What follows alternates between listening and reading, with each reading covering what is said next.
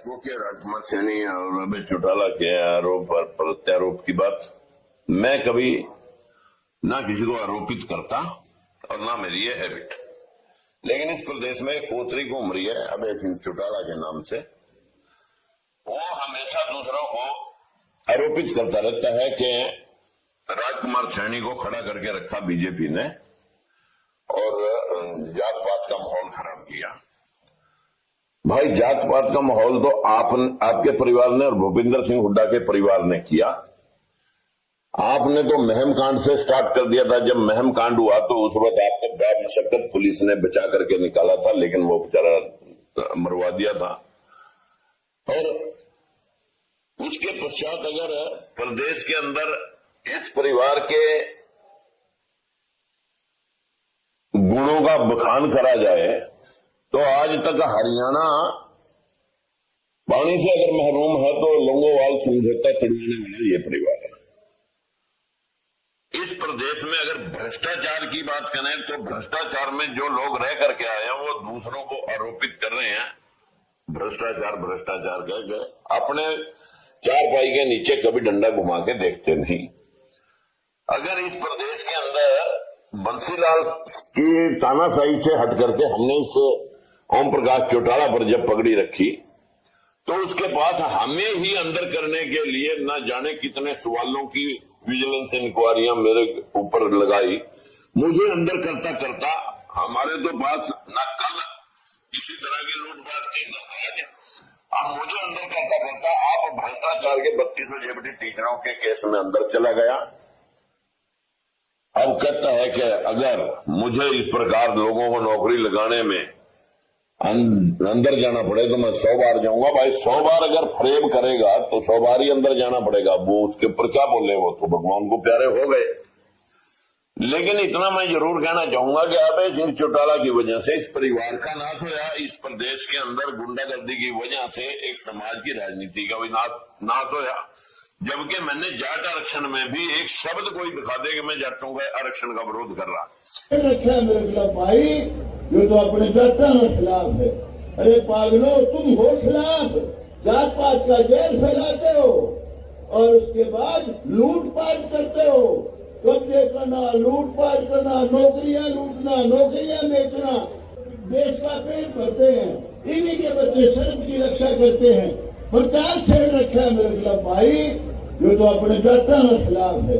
अरे पागलो, तुम हो खिलाफ, तुमने चाहिए खाने और तुमने चाहिए बदमाशी करने, जात पात का जहर फैलाते हो और उसके बाद लूटपाट करते हो। कब्जे करना, लूटपाट करना, नौकरियां लूटना, नौकरियां बेचना, जितने दुष्ट कर्म है, नीच कर्म है, सारे यही लोग करते हैं जो मेरे खिलाफ बकवास कर रहे हैं।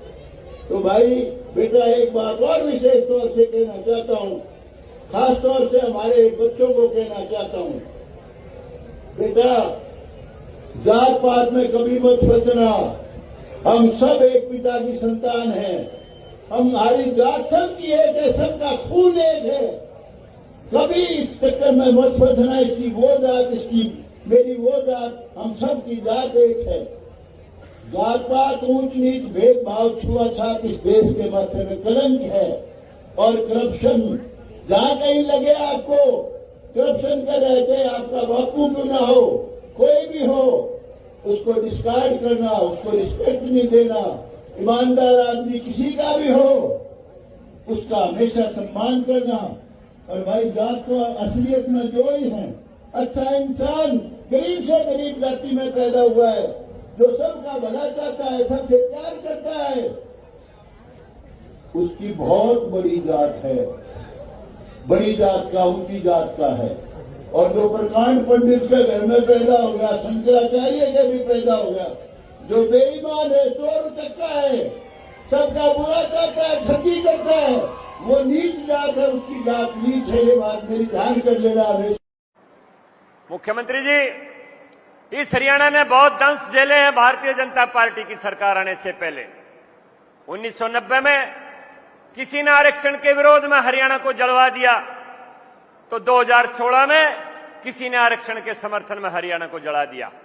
मैं प्रकाश सिंह कमीशन की रिपोर्ट पढ़ रहा था अकेले 2016 में हरियाणा प्रदेश में 2000 करोड़ की संपत्ति जलाई गई या नष्ट की गई। इससे बड़ा नुकसान को हरियाणा में हो नहीं सकता है। मैं 1990 की एक रिपोर्ट पढ़ रहा था, जब 250 बसें सोनीपत के डिपो में आग लगाई गई थी, उस समय इससे भी ज्यादा हरियाणा प्रदेश का नुकसान हुआ था। लेकिन अब वो लोग भूल जाएं, हरियाणा की कुर्सी के ऊपर वो मुख्यमंत्री विराजमान हैं जो इतने ही किसान में लोकप्रिय हैं, इतने ही जवान में लोकप्रिय हैं, इतने ही मजदूर में लोकप्रिय हैं, इतने ही कलाकार में लोकप्रिय हैं, इतने ही दस्तकार में लोकप्रिय हैं, इतने ही दलित समाज में लोकप्रिय हैं, इतनी हमारी बहनों में लोकप्रिय हैं, और समस्त समाज को अगर बराबर देख के हरियाणा का शासन चला रहे हैं। हमारे बीच में नायब सिंह सैनी मुख्यमंत्री के रूप में बैठे हैं। इसलिए अगर जिन लोगों को जो कुर्सी का कीड़ा काटा हुआ था वो भूल जाएं, वो कीड़ा दफन हो चुका है। हरियाणा के लोग समझ चुके हैं कि किस आदमी की पीछे की मंशा क्या थी और कौन आदमी हरियाणा का भला कर सकता है। इस बात को हरियाणा प्रदेश समझ सका है। आपने 2016 का जिक्र किया था कि राजकुमार सैनी ने और यशपाल मलिक ने एक माहौल बनाया था। आज यशपाल मलिक ने नहीं बनाया, बीजेपी ने एक माहौल तैयार किया था। वैसा ही रामचंद्र जांगड़ा और रामकुमार आज की डेट में जांगड़ा और आपका रामकुमार गौतम और तीसरा ये जो राजकुमार सैनी, ये फिर से माहौल को खराब करने में लगे हुए। सरकार ने इनकी पीठ पे हाथ रखा हुआ है। ये सारी साजिश जो है भारतीय जनता पार्टी की है कि इस प्रदेश के देश के लोग जो है आपस में अपने भाईचारे को मजबूत ना रख सके। अलग अलग स्टेटों में अलग अलग लोगों के खिलाफ इस किस्म की मुहिम चलाती है बीजेपी। रामचंद्र जांगड़ा लोगों को इस बात के लिए सचेत रहना पड़ेगा। रामचंद्र जांगड़ा ने आज भी एक बयान दिया है कि 1990 में आरक्षण के विरोध में चौटाला सरकार ने हरियाणा को जलवाया था। अपने दिनों को याद है। ये तो जांगड़ा से जाकर के पूछो भी तेरी क्या हैसियत और क्या औकात थी।